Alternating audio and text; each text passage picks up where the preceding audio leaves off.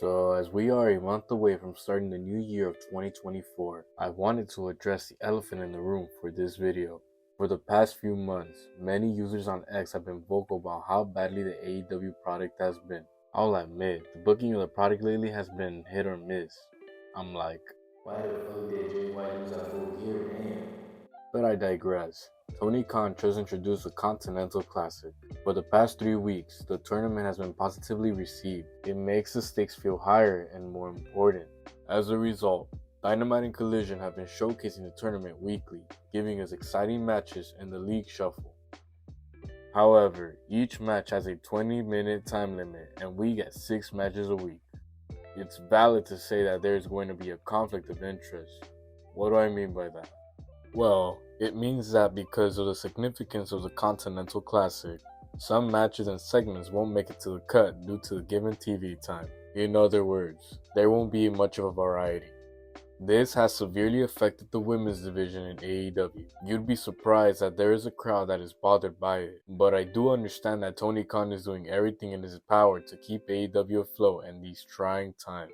But with the start of a legacy and executing a solid concept, it is a gamble. As a result, they are trying their hardest to book the women's champions as often as possible to at least acknowledge their presence, which can kind of come off as a misrepresentation. Almost a year ago, I made a video about the era of Honor is back, where I went into detail about how the ROH championship holders at the time were going to contribute to ROH. But man, I look back and realize how delusional I was. We all had confidence in Tony Khan to restore ROH, but that faith came with a stretch. I've also talked about how inconsistent the booking in ROH TV has been, and nowadays, it's been tolerable at best. That is a result of 75% of the ROH title holders being absent from weekly series. Instead, they would be booked as fillers on Dynamite, Rampage, and Collision match cards. While the other champions were getting national TV time, Athena, the longest reigning ROH Women's Champion, has been carrying ROH as a brand. Since the relaunch of ROH TV, Athena had been dominating the women's division through ruthless aggression. No pun intended. She had been wiping out the competition by having brutal matches. And those matches of that nature aren't so common in women's wrestling, such as a street fight against Kiera Hogan. Anyway, Athena does deserve her own video of how significant her title reign is to ROH later down the line. Aside from Athena's angle with Billy Starks being the highlight of ROH TV, there have been unconventional booking practices occurring in ROH TV throughout the year. Notice how many women matches are booked every week? And that's an amazing highlight to detail because there are a lot of potential signees needing to put their reps in. That's what ROH has been known for, right? Supposedly. But that's a different topic. I'm saying that while Tony hasn't been very diverse in his booking, we must keep in mind that he is trying to keep AEW afloat by adopting a concept that has helped NJPW for decades. So yes, AEW has not been consistent with the booking in their women's division, and neither has the WWE, but Ring of Honor has been on top of it. Even on their worst episode, they will show more diversity than the AEW main shows. They will have plenty of women tag matches, singles matches, and even backstage segments where the talent gets to express their win or loss of that night.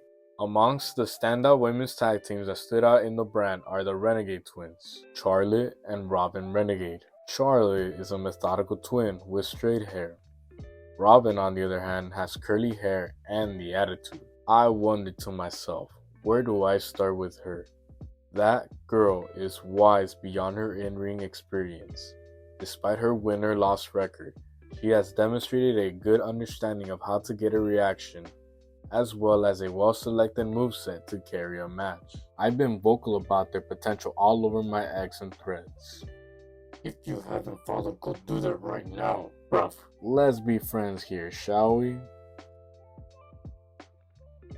The most relevant thing about Ring of Honor nowadays is their booming women's division. In addition to previously mentioned stars, ROH has also been showcasing stars like Layla Hirsch, Trish Adora, Rachel Ellering, and Willow Nightingale. They have been the freshest faces who carry the fans in the palm of their hands based on their performances. Throughout all that success, I can humbly say that it has Maria Kanellis' fingerprints all over it. But in all seriousness, for several years, it's been known that Maria is hands-on involved in producing women's wrestling. I mean, how could we discredit her? Not only did she work for WWE once, but she had 2 stints with the company. Despite the debatable presentation of the women's division, formerly known as the Divas, one would assume that she must have done her homework during her decade-long stint. It would make sense, right? This woman deserves her fair share of flowers.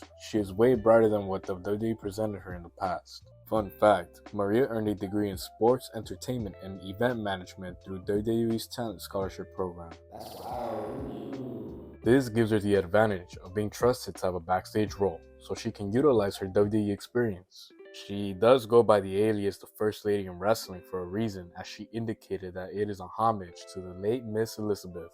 Since Miss Elizabeth had a prominent role in wrestling as a valet, she was still important in the matches despite her not wrestling.